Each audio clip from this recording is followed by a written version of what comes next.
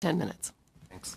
Good afternoon, Vice Chairs and members of the Standing Committee. I'm Darren Ho, a gay man from the unceded Coast Salish territories of the Musqueam, Tsleil-Waututh, and Squamish peoples, also known as Vancouver, where I founded an organization called Our City of Colors, an initiative that aimed to increase the visibility of LGBTQ people from underrepresented and underserved cultural and linguistic communities.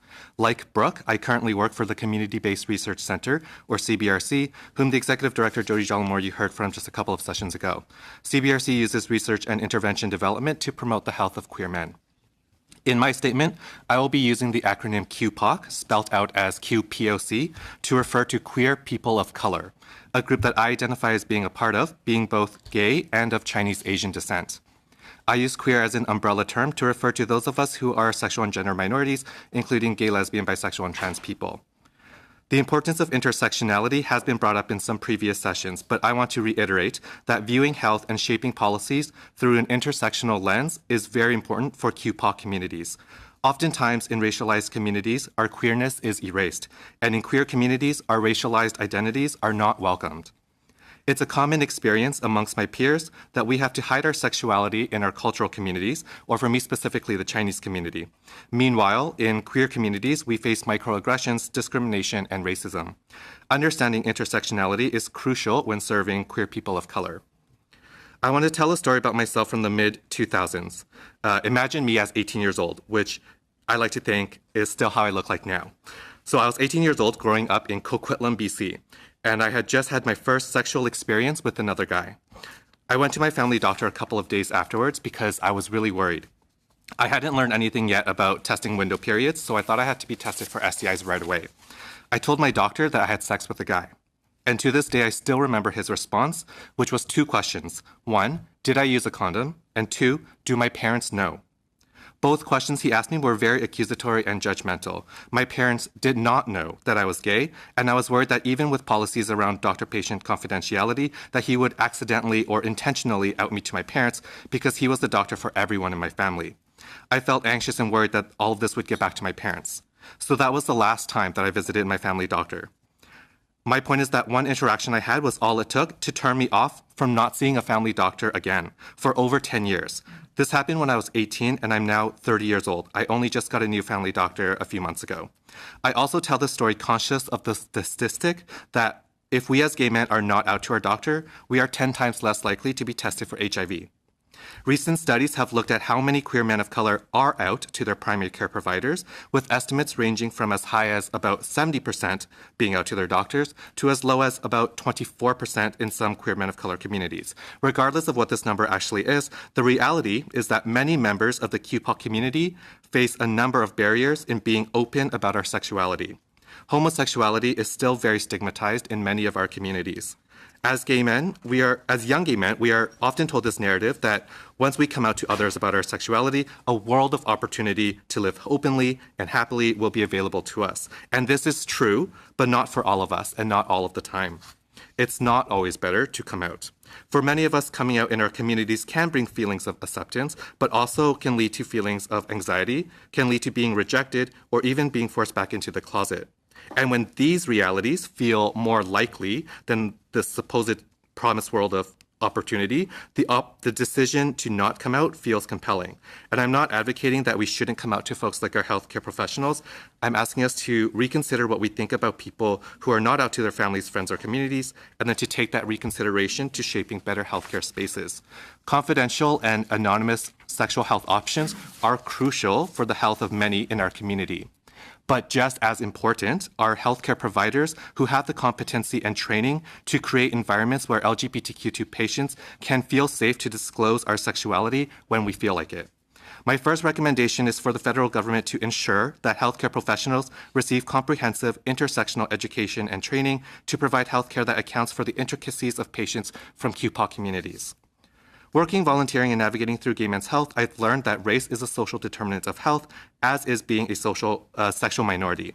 So the conclusion is, of course, that those of us who are marginalized because we are a racial minority face further marginalization because of this intersection. Bill also just talked about this.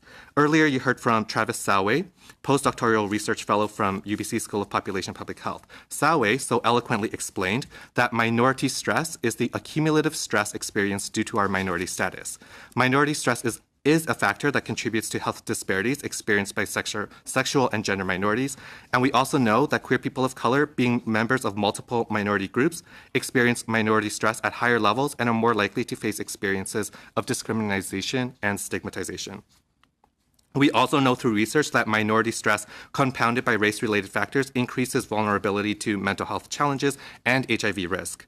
Mental wellness is a critical healthcare issue for queer men, particularly anxiety for South Asian, East Asian, and Southeast Asian men, as well as depression for African, Caribbean, and Black men. I recommend that the federal government invest in targeted intersectional health promotion programs for different communities of queer people of color. Closely intertwined with QPOC communities are communities of queer immigrants and newcomers. Accessing healthcare as a queer individual has its own barriers, and this is more difficult when English or French is not our first language. Many of us who are queer and from backgrounds of racial minorities know of the disconnect often found between our sexuality and our culture. Some of us may not even know how to say the word gay in our mother tongues simply because this word doesn't exist or our culture never taught it to us, maybe because colonialism has erased those teachings. Many leaders in QPOC communities are working hard to advocate against the notion that queerness is only a concept of the Western world, against the notion that homosexuality and queer identities only exist in other people's cultures. But these ideas are reinforced when we only see sexual health information and queer positive messaging in English and French. So I would like to recommend that the federal government explore options to make healthcare accessible and available in more linguistic communities that represent our growing populations. And related to that, in consideration of queer newcomers, it is vital to see a greater effort of including queer resources in settlement support services. That would be a very tangible example of an intersectional program. Another story I want to share comes from working in HIV prevention. In doing this work, I've learned that health promotion strategies work best when it is enacted out by local communities and supported by the federal government. Today in 2019, it's becoming more and more known that the HIV prevention tool, pre-exposure prophylaxis, or PrEP, is covered in most Canadian provinces. However, where this messaging got lost was that PrEP had actually been available free of cost to First Nations and Inuit people since 2013. All First Nations people living in BC receiving benefits through First Nations Health Authority could access free PrEP, and Inuit people in BC and nationwide could access free PrEP through their non-insured health benefits. We knew that PrEP was an effective HIV prevention tool as early as 2012. In the 5 years between 2013 and 2018, only 13 First Nations people in BC were accessing this free drug. Only 13. Once PrEP became available to the general population in BC, over 3,000 people were being prescribed PrEP in that 1 year. But again, in the 5 years that PrEP was available in BC to First Nations and Inuit people, we only got 13 people on PrEP. Please consider the number of First Nations and Inuit people who have been passed HIV during this time because of a lack of awareness of this drug. Somewhere along the way, health promotion messaging on this important prevention tool got lost for a very large community in Canada.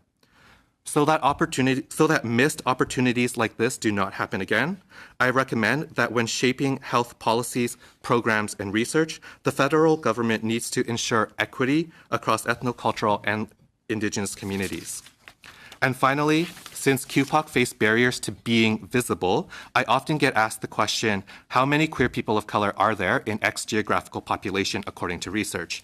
And then by extension, how many immigrant and newcomers identify as LGBTQ2S? I do not have those numbers with me today, but even if I did, I would like to remind us that QPOC and Indigenous people have historically been underrepresented in research. Engaging people of color in research has often been cited as a limitation to research studies, and this difficulty of engagement stems from the history of research as a colonial tool, as well as the lack of accessibility and representation of people of color in research conducting research. Which is why I lastly want to recommend that the federal government to explore innovative research tools, leverage existing research tools, and work collaboratively with communities to gain more data beyond quantitative data on QPOC and Indigenous people. Thank you for your time. This was a privilege and an honor to speak.